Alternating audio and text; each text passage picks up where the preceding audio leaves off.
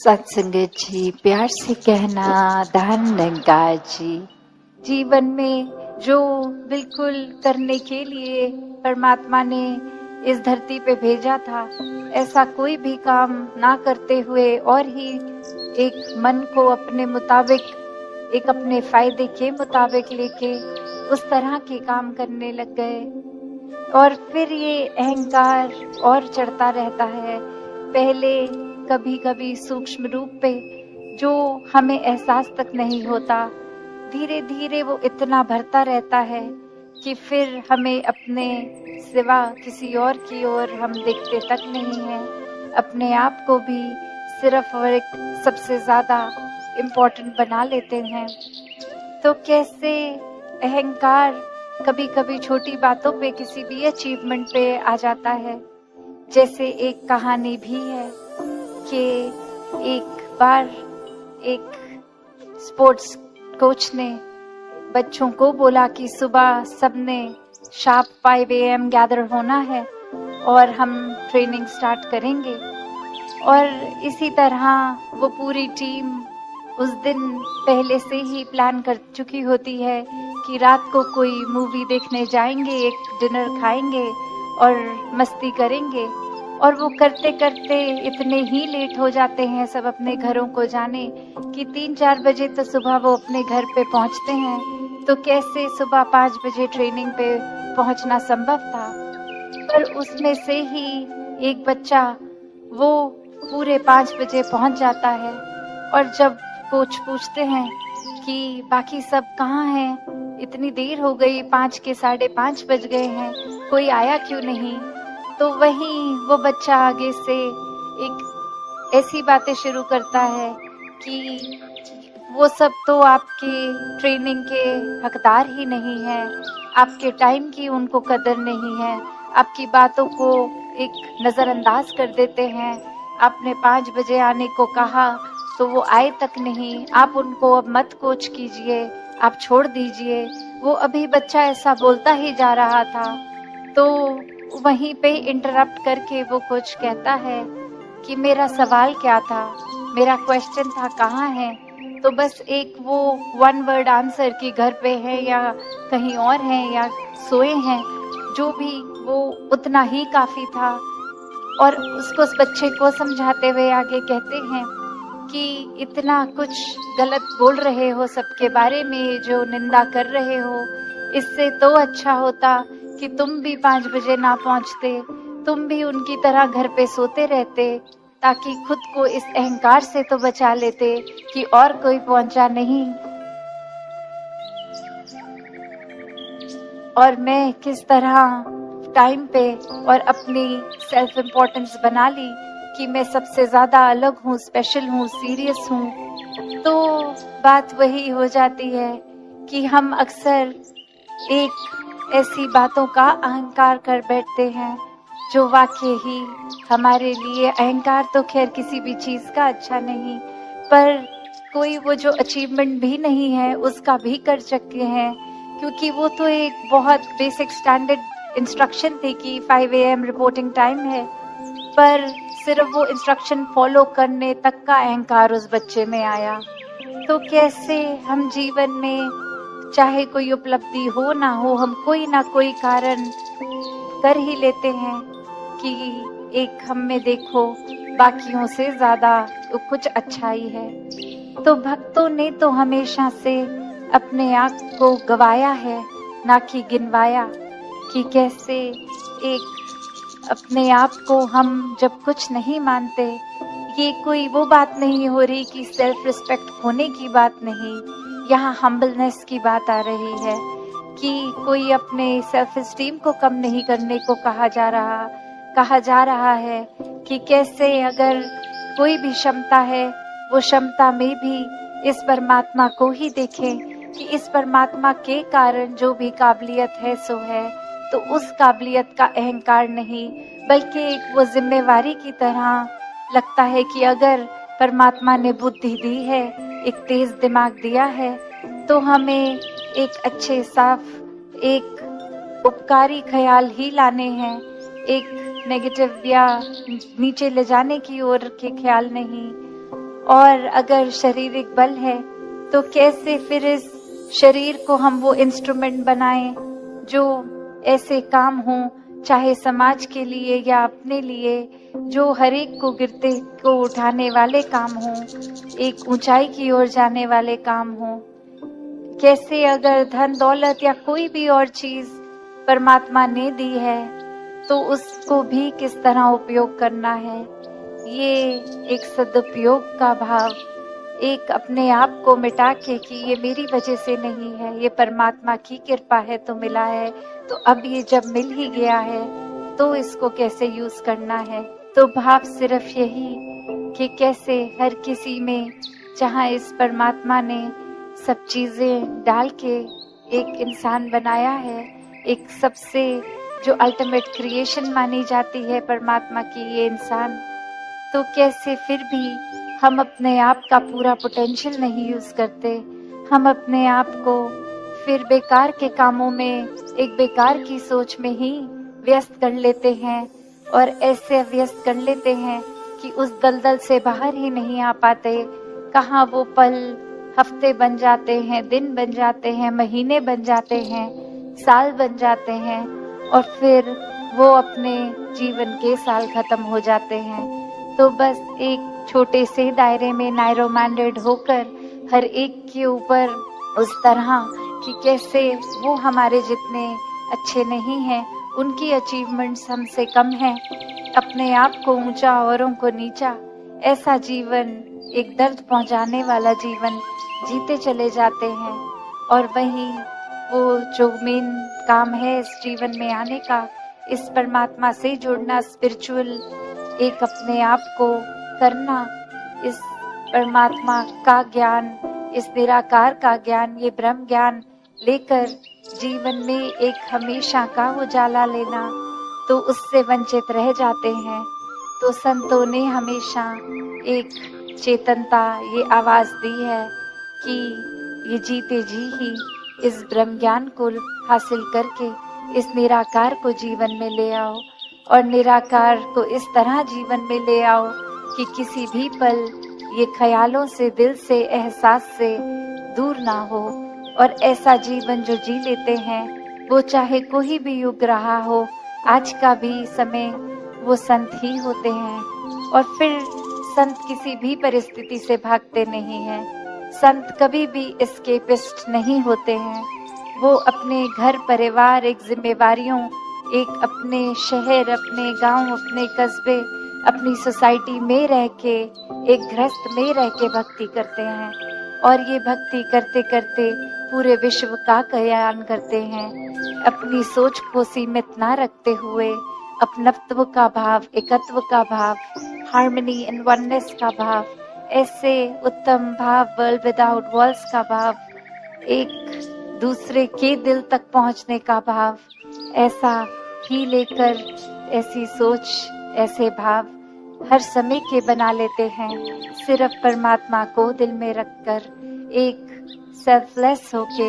हर पल जीते हुए ये भक्ति करते जाते हैं। तो ये ब्रह्म ज्ञान द्वारा ऐसा जीवन हर एक के जब हिस्से में आ जाता है तो जीवन वाकई ही एक कंप्लीट तरीके से हर कोई पूर्णता से जी लेता है, क्योंकि हर पल में ही ये डिवाइन लव है और हर कार्य भी एक सहजता से हो जाते हैं। वो कोई स्ट्रेस लेके घर परिवार बिजनेस का पालन पोषण या कोई भी चीज को एक काम की तरह नहीं, एक सेवा भाव से किया जाता है कि फिर उसमें कोई सेल्फिश जरूरत की तरह नहीं, पर एक अपने मन को सेल्फलेस बना दिया जाता है कि ये एक अहंकार से हटकर अब ऐसा जीवन जिया जाता है। और ऐसा जीवन ही भक्तों ने हमेशा सिखाया है,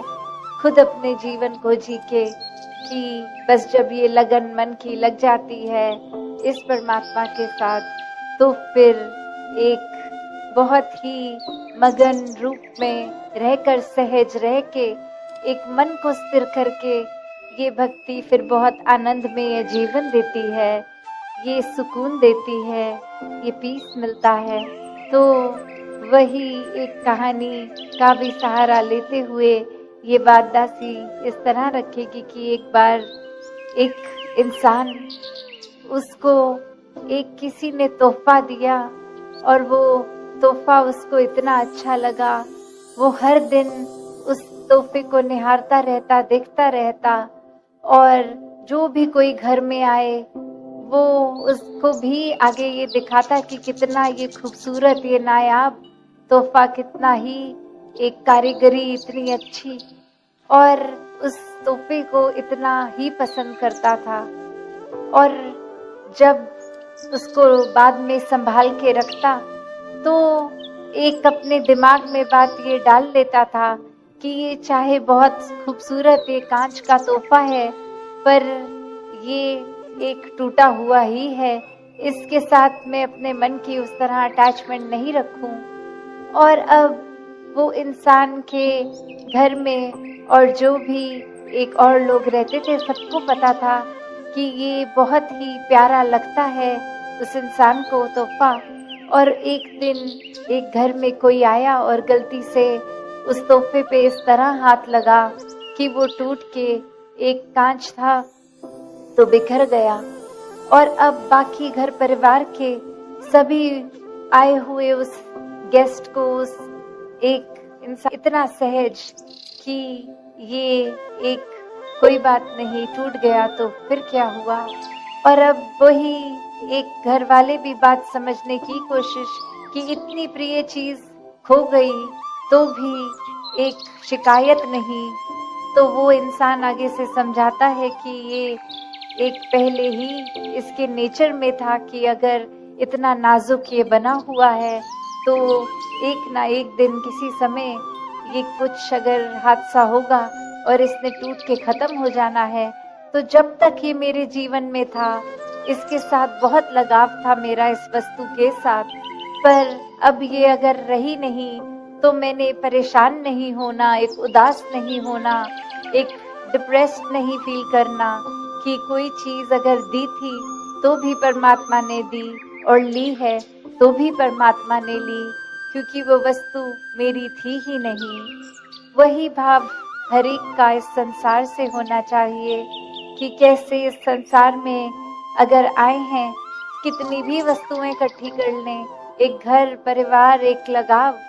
वो एक स्वाभाविक रूप में जब तक परिवार है वो पालन पोषण करना एक जिम्मेवारी भी है।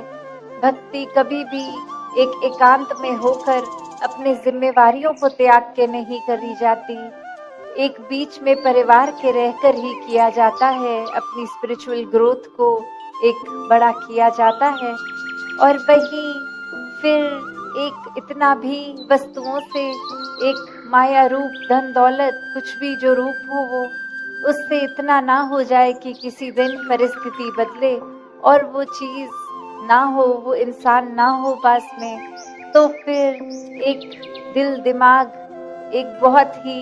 नेगेटिव थॉट्स, नकारात्मक सोच लेकर बैठ गया है, एक बहुत ही अपने मन को गम में डुबा चुका है। और फिर इस परमात्मा से ही शिकायतें शुरू कि ये चीज जीवन में रही क्यों नहीं। तो हर कोई अपने जीवन को जब ऐसे जीता है कि ये श्वासें भी इस परमात्मा की दी गई हैं, जब भी ले ले और सब कुछ जो भी आंखें देख पा रही हैं वो सब नष्ट होगा ही होगा। तो एक लगाव उस तरह का हो कि जब तक है उसकी संभाल की जाए, घर परिवार रिश्तों को संभाला जाए, और जब वो चीज नहीं हुई है तो फिर एक अपने दिल को फिर भी स्थिर रखना है, सोच को फिर भी एक कायम रखना है, एक गिराव की ओर अपने जीवन को नहीं लेके जाना। तो कैसे हर कोई अपने जीवन में जहाँ ये इंसानियत को अपनाकर अपने मन को स्थिर रख सकता है कि ये उतराई की तरफ जीवन जा रहा है, एक चढ़ाई की ओर जा रहा है, कोई भी परिस्थिति है, ये मन की अवस्था स्थिर रहती है कि फिर ये फर्क नजर नहीं आता कि क्या समय है, क्योंकि हर समय ही ये परमात्मा का बनाया है, ये श्रेष्ठ है। बस ये अपना दृष्टिकोण, ये नजरिया हमें हमेशा एक पॉजिटिव तरीके से ही रखना है, एक अच्छाइयों को खोजने का बनाना है। फिर इंसानों से दिल नफरत भी नहीं करता, क्योंकि सब इंसानों में भी फिर ये परमात्मा ही नजर आता है। एक मन की अवस्था फिर एक मिलन कराने वाली होती है कि हर कोई में परमात्मा है, सभी पूजनीय हैं और सभी से दिल से प्यार है। एक दिल से दूसरे दिल तक फिर एक प्यार के पुल बनते हैं। एक अपने मनों में नफरत की दीवारें इंसान नहीं बनाता। हालांकि अगर सोचा जाए तो पुल बनाने के लिए भी एक वही सामान का इस्तेमाल होता है, पत्थर हो, सीमेंट हो, ईंट हो, जो एक पुल बनाने के लिए होता है, और वही एक दीवार बनाने के लिए भी। तो कैसे ये चुनाव इंसान का कि हमने अपने आप के आगे पीछे इतनी दीवारें बना देनी है क्या, कि ये नफरत इस इंसान से इस वजह से, ये इंसान बड़ा है, ये छोटा है मुझसे, तो यहाँ एक नई दीवार बनाई मन में। ये इंसान कोई दूसरी कल्चर का, बैकग्राउंड का, रिलीजन का है, तो फिर एक और दीवार बनाई गई। और फिर मन हमारे हमने इतने संकीर्ण कर लिए कि अब खुद ही उसमें घुट गए हैं, क्योंकि सिर्फ हम ही रह गए हैं। तो बात वही कि एक सिर्फ अगर हम ही हैं तो क्या हम हैं, तुम ही तुम हो तो क्या तुम हो। तो बात वही कि हर एक का एक साथ होना, ये जब एकत्व की बात है, तो वो एकत्व परमात्मा से होकर इंसानों का आपसी भी फिर ये प्यार हो जाना, फिर ये एक बगीचे की तरह जहाँ हर फूल अपनी अलग खुशबू, अपने अलग गुण लेके आया, फिर भी एक साथ सुंदरता है। वो एकता रूप हर फूल का उस तरह है कि शायद दिखने में अलग अलग, एक गुण अलग अलग, पर फिर भी एक। तो ऐसा ही भाव इंसानों का भी जब हो जाता है तो वाकई ही ये जीवन सफल हो जाता है। मन में हर एक के लिए एक श्रद्धा रहती है, प्यार रहता है, एक करुणा दया से युक्त होकर दिल परोपकारी हो जाता है। फिर अपने हो एक सिर्फ अपने ही लिए जीवन के कल्याण में कदम नहीं लिए जाते, जो हर एक के हित के लिए हो, ऐसा जीवन बन जाता है। वो सेवा भाव इस तरह बन जाता है कि बिना किसी के कुछ बोले खुद से ही करने का एक ये मन की अवस्था रहती है कि सबके लिए हम अपने समर्पित भावों से एक करने वाला भी परमात्मा करवाने वाला भी। तो अगर ये जरिया हमको बनाया है तो उस जरिया होने का अभिमान नहीं कि परमात्मा अगर आज ये क्षमता हमको दे रहा है, कल किसी और से भी चाहे तो करा ले। तो ये जब तन मन धन हमारा है ही नहीं, ये परमात्मा की ही देन है, तो इस पे गर्व कैसा, अभिमान कैसा। ये समर्पित होके ही एक सेवा की जाए तो जीवन एक वाकई ही मुकम्मल जीवन है। और कैसे ये जीवन जीते जीते ये पहचान हो जाए तो ही ये जीवन सफल है, वरना तो जीवन में तमाम उलझने हैं, एक मायावी रूप, एक संसार का पल पल में स्थितियां परिस्थितियां बदलती, पल पल में इतना सामान, इतनी एक सिचुएशंस जो कभी हमें इतना उसी में उलझा के रखती हैं, आकर्षित करती हैं। तो इस समय में ही हमें अपना ध्यान प्रभु परमात्मा में लगाना है, वरना तो ये वस्तुओं का, ये इच्छाओं का, ये तो कभी खत्म होने नहीं लगी हैं। तो कैसे खुद को संतुलित करना है, खुद को स्थिर करना है, खुद को जीवन में हमेशा सुकून में रहना है कि जो है जितना है बहुत है। और साथ में अगर कोई महत्वाकांक्षाएं हैं वहाँ उस पे भी गौर करना है, पर उसको इतना ही प्रबल नहीं बना लेना कि जीवन में अगर वो पूर्ति नहीं होती तो मन उदास, एक मायूसी से भरा हुआ, क्योंकि हर कोई चीज़ इस परमात्मा की इच्छा से है। हमें जहाँ अपना प्रयास तो करना है, पर वहाँ एक फल स्वरूप जो दे वो इस परमात्मा का प्रसाद मानना है। हर स्थिति में समर्पित ही मन को रखना है। तो कैसे जीवन में जहाँ हम कहीं भी रहते हैं, जहाँ पे भी एक पैदाइश है, एक किसी प्रांत में किसी कम्युनिटी से बिलोंग करते हैं, किसी देश में हैं, कैसे भी हमारे कल्चरली हमें एक हमारी सभ्यता के अनुसार, एक परंपरा के अनुसार जो सोच, जो रीति रिवाज अगर अक्सर एक अपना लेता है कोई कल्चर, तो कैसे हम इस परमात्मा की अगर जानकारी नहीं रखते, एक सच्चाई से वाकिफ नहीं है, तो अक्सर ये कारण एक दूसरे से नफरत के बन जाते हैं कि हमारे ही तरह के लोग श्रेष्ठ हैं, हम ही एक अपने आप में जैसे हैं, सभी को वैसा अगर नहीं है कोई तो उससे प्यार नहीं करेंगे, उससे नफरत करेंगे। तो बात वही कि परमात्मा तो हर एक इंसान में है, वो सिर्फ इंसान में ही नहीं पूरे ब्रह्मांड में है। तो कैसे फिर वो कारण नफरत का ना बने। एक दूसरे से अगर हम अपनी आदतों की वजह से अलग हैं, अपने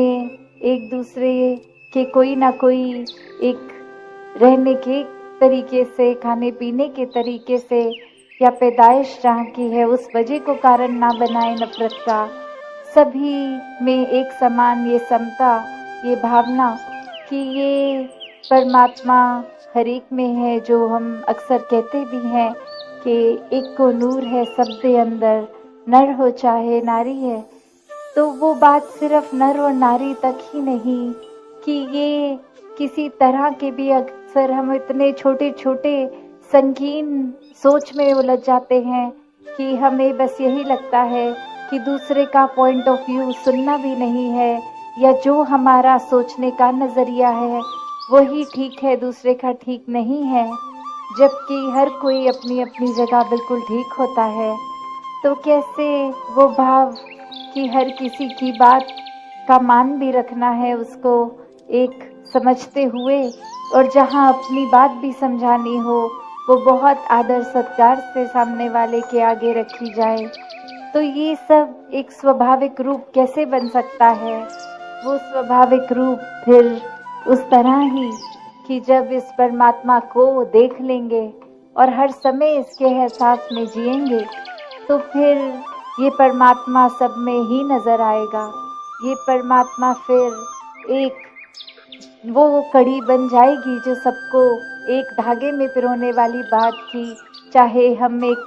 हार देखते हैं, तरह तरह के फूल उसमें लगे हैं, पर एक कॉमन धागा होता है जिसमें वो सारे फूल जड़ते हैं। तो हर फूल की अपनी खूबियाँ, अलग अलग दिखना, अलग अलग उसके गुण, पर एक वो सूत्र में जो पिरोया जाया है एक धागे में, तो वो अगर हर एक में कॉमन है तो उससे जुड़े वो एक चीज़ है, ये परमात्मा ही सब कुछ, जो फिर हर एक के साथ हमें प्यार करवाना संभव कर देता है, हर एक के साथ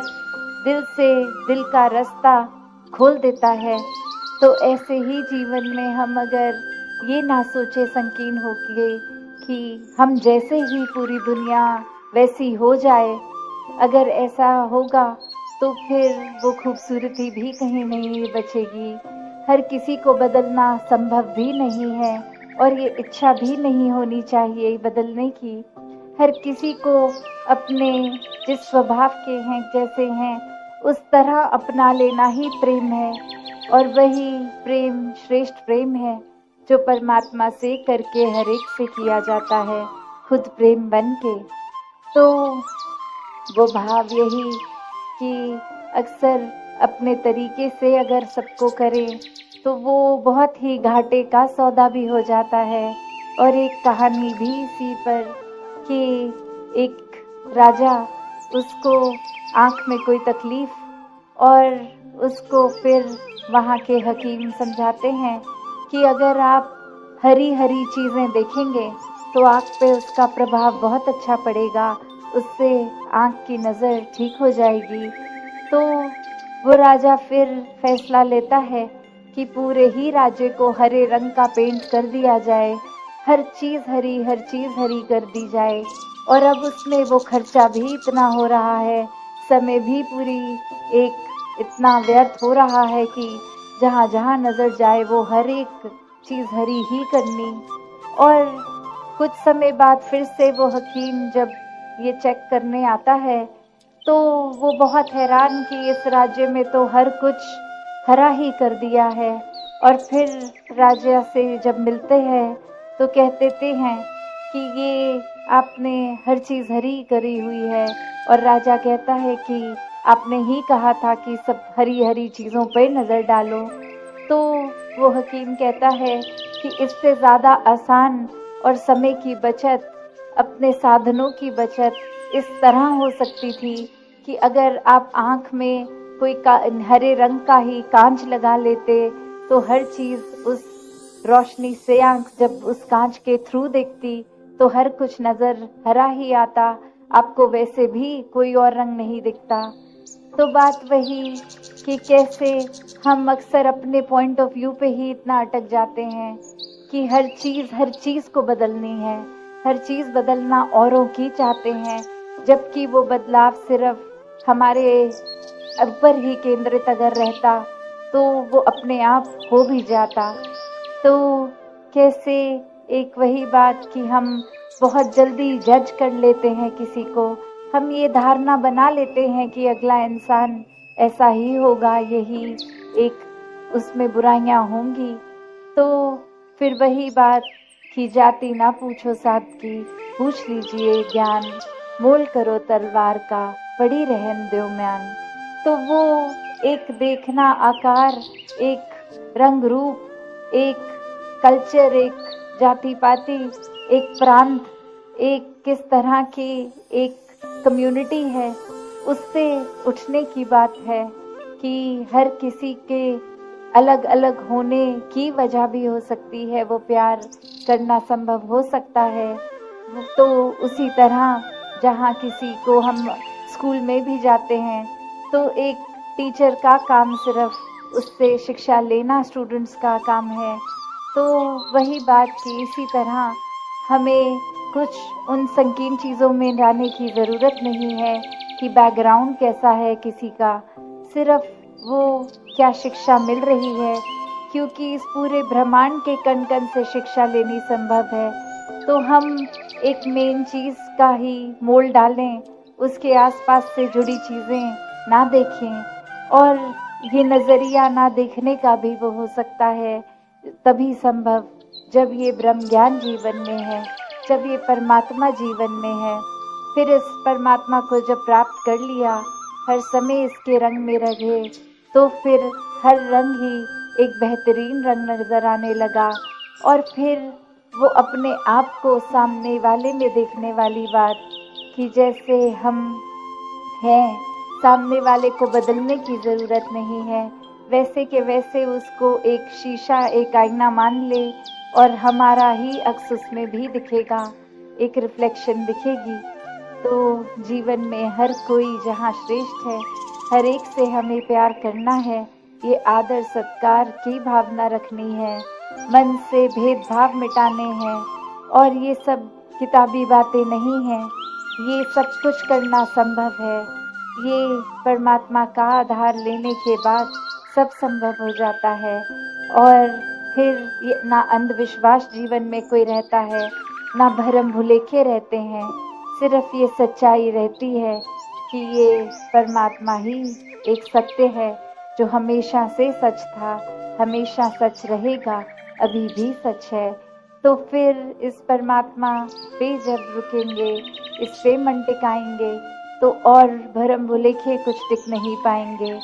तो कैसे अक्सर इंसान कोई काम करता है बिना सोचे समझे,